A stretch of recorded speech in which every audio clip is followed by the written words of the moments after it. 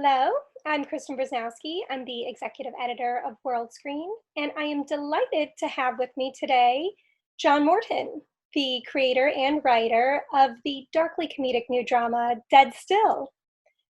Thank you so much for speaking with me, John. I really appreciate it. Oh, my pleasure. Now, this show is super clever, both in its premise and in its stories. Why don't we just go back to the beginning and tell me, how did Dead Still come about? What was the inception of the show, and how did this project get off the ground? It kind of started off with an idea that I'd had a couple of years ago about a kind of murder mystery story about a photographer that's been pursued by a murderer. I kind of had an idea, the first people who saw cameras, like what did they think those things were, and this idea of a photographer with like one of the first ever cameras, and they accidentally photograph some crime, and then they're seen by a person who doesn't know what that box is. So I kind of started from there, and then the idea started to develop. It's quite different from that idea now. We kind of kicked it up the road about 50 years. So yeah, it's still in the same world of photography and murder and mystery. So why don't you set up this whole story for us and who some of the central characters are? The central character is a renowned memorial photographer named Brock Blennerhasset, who is famed for the manner in which he photographs the dead. And we meet him in the story at a point in the early 1880s where that particular trend of photographing the dead is kind of going out of fashion as cameras become more accessible, and people have actual photos of them when they're alive. So it's always kind of on the wane, and he's very much struggling with that. And then he gets injured and has to hire an assistant. So that's where Conall Molloy comes in, who starts off as a grave digger, and he gets this opportunity. He's got an eye for for photography, and he uses the opportunity to become Blennerhasset's assistant. And then Blennerhasset also has to get some assistance from his niece, his estranged niece Nancy, who helps him with the running of his business while he's convalescing. So those are the three central characters, and they're the ones who kind of kick off the plot.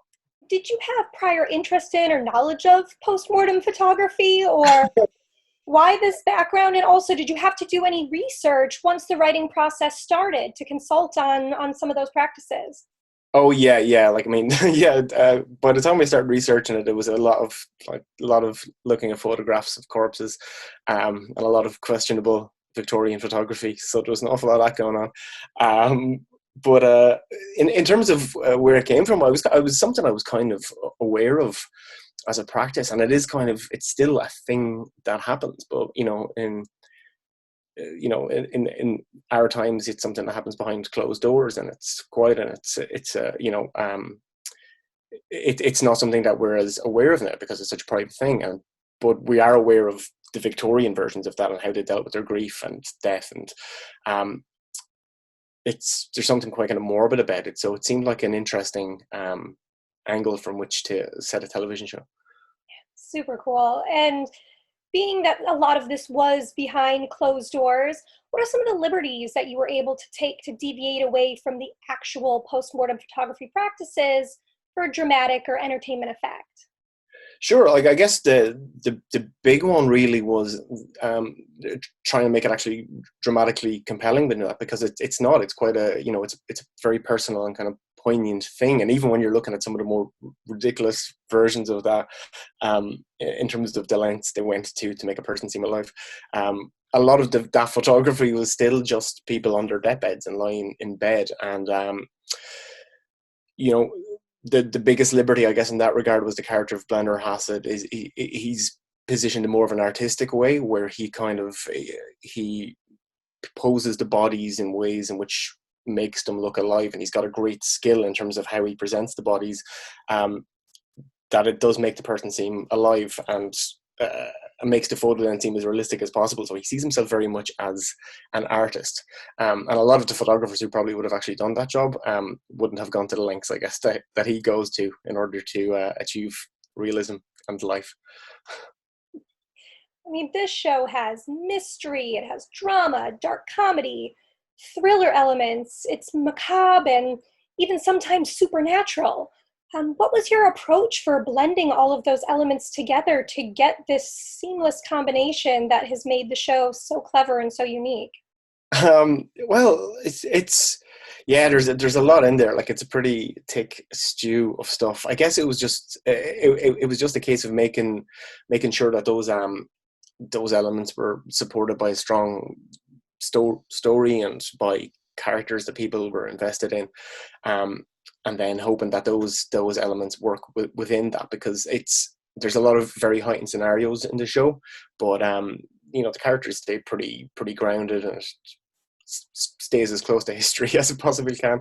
But because I really wanted to make it feel like it was a very just lived in era and not one that was entirely at a remove from our own. So I guess the more kind of traditional elements then, in terms of being like a thriller and murder mystery, like a lot of the comedy then kind of comes from the very commonplace kind of natural reaction to those things happening. What were some of the deeper themes that you wanted to explore? The big one I was really interested in exploring was the development of technology and how fast that actually develops. Because in the early 1880s, where it's said it was a time where photography was becoming more commonplace, there was a massive boom in terms of amateur photographers because the technology became more accessible, and it kind of reminded me in ways of how mobile phone technology functions now, and how it's constantly progressing, and the things that people can do with it is constantly building and building and building. And it felt like cameras were somewhat like that at the time, and then just kind of seeing how people dealt with those changes and those practices and things that were dying and things that were becoming new. This show has a great international backbone to it, being an Irish-Canadian co-production. I'm curious, from your point of view, how was the process of working with international partners, and what does that lend to the series overall, that it's got an international thread to it? I guess, because I'm an Irish writer and it's a show that's happening in an Irish context, and there isn't, an awful lot of representations of Ireland in that era.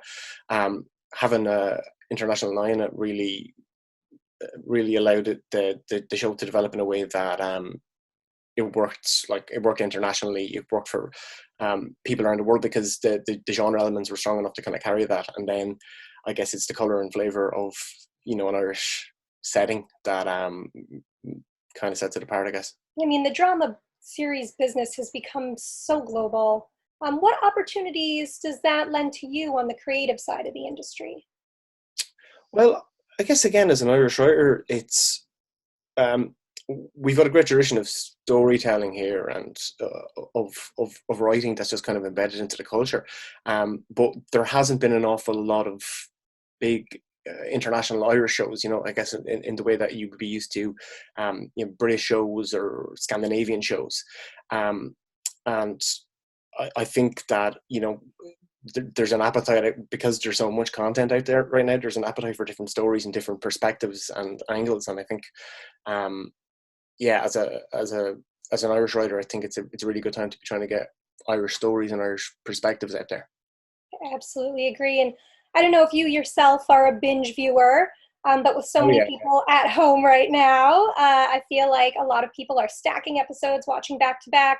When it comes to a show like Dead Still, do you have a preference of whether a viewer should take in one episode and savor it, or wait and kind of stack them and watch them as if they were one long movie? I think I'd be a fan of binging. I think personally, like if I was trying to look at it objectively, I'd probably like to see it all in one go. And it's 6 episodes as well, so it's it's not particularly arduous.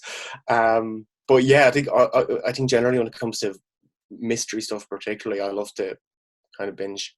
Yeah. Me too. Well, this has been fantastic, Sean. Thank you so much for joining us. I really appreciate it. And the show looks absolutely fantastic. Congratulations. Thank you very much, and thanks for having me.